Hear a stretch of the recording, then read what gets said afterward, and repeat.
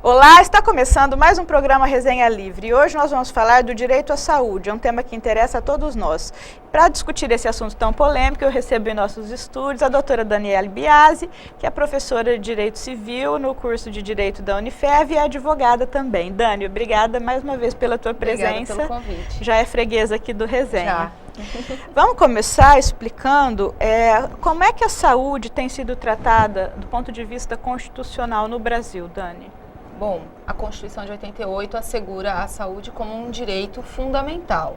Ela está prevista no artigo 6º da Constituição e esse direito à saúde não se restringe apenas aos tratamentos curativos, tá? O direito à saúde tem que ser o mais amplo possível, envolvendo inclusive a prevenção. O que isso significa? Educação, higiene, saneamento básico, condições dignas de moradia, campanhas de vacinação, ou seja, a prevenção ela se inclui no direito à saúde que deveria ser totalmente protegido pela nossa União, pelos estados e pelos municípios, mas que infelizmente a gente sabe que ainda não é um sistema perfeito, né? Mas a Constituição garante essa proteção. Investir na prevenção também é econômico, né? Sim. Porque se as pessoas são bem educadas, elas se previnem de doenças.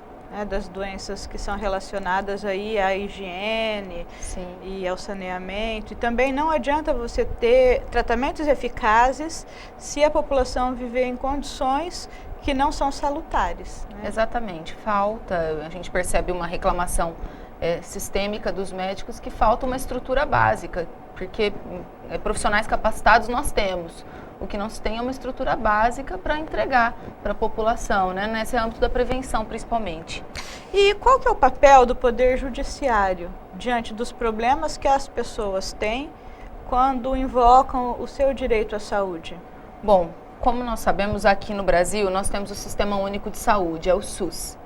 E também sabemos que ele não funciona 100%, não em todos os locais do país. O país é muito grande e nem sempre ele funciona como deveria funcionar. Então, o Poder Judiciário, ele tenta minimizar esse atraso da administração pública na implementação de políticas destinadas à saúde, de verbas, determinando tratamentos imediatos, determinando internações, determinando o fornecimento de medicamentos para todas as pessoas que não estão conseguindo administrativamente obtê-los pelo sistema público. Uhum.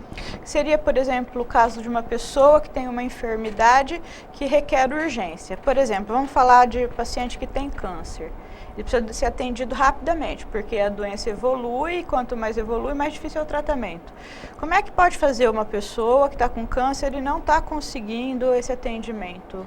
As doenças tempo-dependentes são as doenças mais preocupantes, que o judiciário se mobiliza, de fato, para antecipar essas tutelas e fornecer para a pessoa o atendimento o mais rápido possível. O que existe no Brasil, que foi editada uma lei em 2013, chama a Lei dos 60 Dias.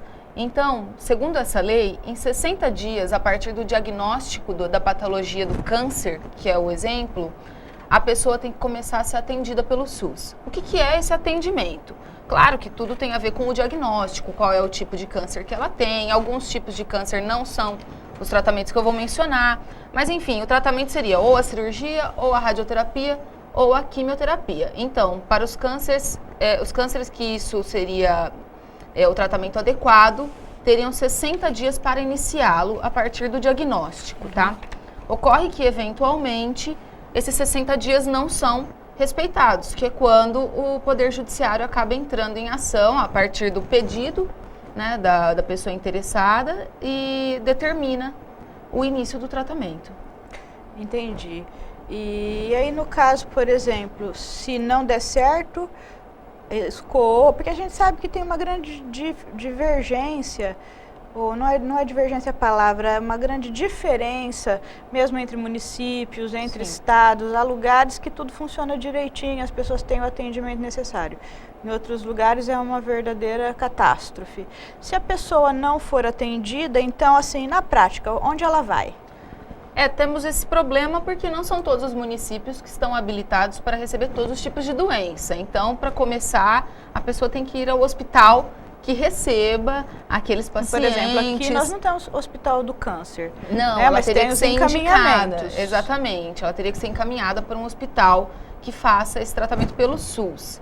E aí é que é complicado, porque às vezes são filas de espera e tudo mais. Inicialmente, o Na que nossa se indica, região, geralmente vão para Jales. Jales e Barretos, né? Que são... Rio Preto também tem um centro muito importante. O que a gente indica de imediato é buscar a Secretaria de Saúde do município, para que ela comece a tomar posições administrativas. Agora, se for observada uma inércia na Secretaria de Saúde, a pessoa pode buscar também o atendimento com advogados, se tiver defensoria pública na cidade, convênios da OAB com a assistência judiciária gratuita, nas localidades onde há núcleos de práticas jurídicas vinculados às universidades, como existe aqui na Unifev. Pode procurar, todos aqueles que são carentes podem procurar essa assistência. Caso contrário, a pessoa também pode contratar um advogado particular, procurar um Ministério Público e requerer judicialmente o tratamento. Entendi. E além do câncer, que é a doença assim mais atemoriza as pessoas, que todo mundo entende a urgência, tem mais alguma doença que você citaria como emergencial, que está dentro dessa mesma proteção? O que a gente tem encontrado muito em ações que envolvem o sistema público de saúde são fornecimento de medicamentos. O que a gente tem que ter em mente primeiro é que o Estado, os municípios e a União, eles são co-obrigados no fornecimento da saúde. Então, eu poderia, em tese, entrar com uma ação contra qualquer um deles, tá? Todos eles têm a obrigação de prover a saúde para a população. O que as pessoas têm feito, pessoas carentes que precisam de medicamentos de uso contínuo, que não se alimentam mais normalmente, que precisam daqueles suplementos alimentares, dieta integral, tudo isso é fornecido por esses entes públicos. Você precisa, obviamente, mover o judiciário, é muito difícil conseguir isso administrativamente, tá? E movendo o judiciário, ficando constatado que você realmente tem um laudo médico comprovando, atestando a necessidade, o uso contínuo e a carência econômica, não poder comprar aqueles medicamentos, esse fornecimento é determinado pelo judiciário, inclusive com imposições de multas, no caso de atraso de entrega. Entendi. Mas também pode ser feito por via administrativa, pode. Né? Eu conheço várias pessoas que fizeram o protocolo e foram super bem atendidas, receberam direitinho o que a gente aquilo encontra, que precisam. Eventualmente, alguma resistência do Estado na marca do medicamento, por exemplo. Então, o médico receita um medicamento A para o tratamento de uma doença e, às vezes, aquele medicamento não está no rol dos fornecidos. Né? E aí começa a haver uma discussão, qual é o adequado, se ele pode entregar a mesma fórmula, outra marca. Eventualmente, alguns médicos insistem, não, o melhor medicamento para ele é o tal, e tem que fornecer esse. Nesses casos fica um pouco mais complicado. Realmente o judiciário acaba falando, quem conhece o tratamento adequado é o médico. E se ele está dizendo que o medicamento é A e não B... No caso do fornecimento dos medicamentos, então, é uma competência do Estado. Do município, do Estado ou da União. Tá? Sim, mas a compra desse medicamento... Existem ações contra o município, existem ações contra o Estado. As mais comuns são contra o Estado de São Paulo, tá? Aqui em Votuporanga, a gente tem muitas pessoas que recebem o medicamento pelo Estado. Entendi. Dani, e se a pessoa reclamar e não for atendida, então seria essas medidas que você citou. O ideal é que ela busque, então, a tutela jurisdicional. Mas sempre, em primeiro lugar, procurar a Secretaria procurar do município. administrativamente, porque às vezes tudo é resolvido, né? E a pessoa não precisa passar por todo esse estresse, que é um processo judicial. Na maioria das vezes é resolvido quando está dentro daquilo que Eles é vão o pedir esquema, uma documentação, né? E se você conseguir apresentar. Certo. E com relação, Dani, ao atendimento domiciliar, por exemplo, uma pessoa acamada que tem que receber tratamentos, ela vai viver no hospital, se ela não pode sair do hospital. Mas se ela ficasse em casa com o tratamento, ela poderia ter uma longevidade ali. Como é que fica nesse caso? Bom, aqui a gente tem duas perspectivas, tá?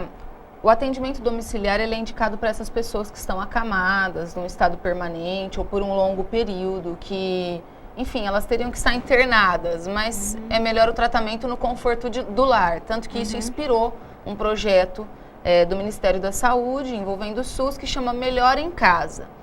Em 2011, festejaram muito essa medida, que seria realmente levar, então, fisioterapeutas, fonoaudiólogos, tratamento, uma visita médica, visitas médicas regulares, para o paciente que tivesse nessa situação na sua própria casa, né? De modo que ele tivesse um conforto maior. E também barateia os com relação a uma internação hospitalar, que é uma exorbitância. E você libera um leito, de repente, para uma emergência. Para uma pessoa que está mais grave, né? Exatamente. E isso funcionou. Aqui em Votuporanga nós temos esse atendimento. Há notícia já de alguns atendimentos nesse sentido aqui em Votuporanga. As notícias que eu tenho, em Fernandópolis, inclusive, teve um caso paradigmático que foi julgado pelo Tribunal Regional Federal da Terceira Região, de uma senhorinha que estava acamada, totalmente impossibilitada de se locomover, se comunicar, e foi determinado o home care pelo SUS para ela. Ela não tinha plano de saúde. Então, realmente, o judiciário vem tentando suprir essa lacuna, porque administrativamente as pessoas estão tendo dificuldade com o SUS. Para conseguir estabelecer o home care. Eles não estão dando conta da demanda, né? Então, o judiciário tem dado uma pressionada nesse sentido a partir dos pedidos. E, além disso, não só pelo SUS, o atendimento domiciliar, ele tem sido pauta também para os planos de saúde, porque a maioria dos planos vem vedando o atendimento domiciliar. Então, existe uma cláusula lá no contrato do plano de saúde que diz que não haverá cobertura domiciliar, enfim. E o Tribunal de Justiça de São Paulo e o STJ também possui precedentes nesse sentido, vem determinando a abusividade da cláusula que exclui o atendimento domiciliar nos planos de saúde, tá? Quer dizer que, trocando em miúdos, quem tem um plano de saúde e no plano está constando que ele não terá atendimento domiciliar, se a pessoa se enxergar em necessidade disso, vale a pena procurar o judiciário por meio do núcleo jurídico ou da OAB ou de contratação de um advogado particular para ingressar contra o plano. Sim, o ideal é sempre procurar primeiro o plano de saúde, apresentar a situação. Eu conheço casos aqui na região que a pessoa procurou o plano, eles fizeram um acordo e ela não precisou acionar o judiciário para ter o home care. Até porque se a pessoa ficar internada, sai mais caro para o plano. Então, eles acabam fazendo assim um acordo sobre quais são as necessidades e tudo mais, e a pessoa conseguiu aqui, nesse caso, administrativamente, diretamente com o plano, ela conseguiu a cobertura, mesmo o contrato excluindo. Agora, não são poucos os casos que o judiciário vem enfrentando nesse sentido. Aquelas pessoas que vão até o plano de saúde, tentam negociar, têm essa negativa expressa, então elas buscam o judiciário, e o Tribunal de São Paulo possui até um entendimento simulado aqui, no sentido de que essa cláusula é abusiva e que é sim necessário o atendimento em domicílio. Então vale a pena ir atrás desse direito. Quem se sentir lesado por essa cláusula deve procurar, então, seus direitos. Sempre lembrando que a pessoa tem que analisar o contrato, né? Em que circunstâncias isso se encontra, né? Se realmente é necessário. Exatamente. Né? E também existem vários tipos de plano e alguns também funcionam muito bem, né? Enquanto outros a pessoa tem muito problema, outros funcionam direitinho. Por isso é importante a pessoa fazer uma pesquisa. Nós temos aqui a Agência Nacional de Saúde, a ANS, ela possui um rol dos planos que estão em ordem, né, que estão podendo vender pacotes de prestação de serviços. Ela também possui lista daqueles planos que estão impedidos de comercializar. Os PROCONs possuem lista de reclamações. Quais são os planos que as pessoas mais reclamam ou aqueles que têm a maior qualificação, tá? Então é importante que a pessoa... cuidado essencial também na hora de contratar, procurar um plano que não basta procurar um plano barato, né? O que você tem que procurar é um plano que se adeque perfeitamente às suas necessidades, né? Porque não adianta você pagar muito pouco e depois descobrir que a sua cobertura era mínima. E que não tem o atendimento na hora que você mais precisa, né? Ainda sobre plano de saúde, né?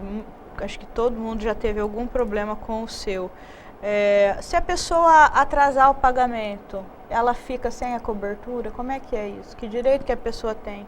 Os planos de saúde, eles são regulamentados pelo Código de Defesa do Consumidor, então são relações de consumo, e também por uma lei dos planos de saúde, tá? Então, a maioria das questões a gente já encontra expressa nessa legislação. O sujeito que está em atraso, não que seja um direito você atrasar a sua parcela, mas o que se entende atualmente? Que o sujeito ele teria, o atraso teria que ser superior a 60 dias para que o plano pudesse excluí-lo ou negar atendimento a essa pessoa, desde que esse paciente, essa pessoa que contratou o plano tenha sido notificada do seu atraso, tá? Que ela tenha ciência de que ela está, então, em mora, em atraso, e mesmo assim não regulamente a sua situação. Então, de maneira unilateral, o plano não pode excluir ou negar atendimento. Entendi. Nós vamos dar uma pequena pausa, depois a gente volta, porque eu quero saber de você a respeito das doenças pré-existentes. Porque a pessoa está doente, geralmente está velha, e aí que ela precisa de um plano, ela não consegue. Nós vamos dar uma pequena pausa, nós voltamos já, não saia daí.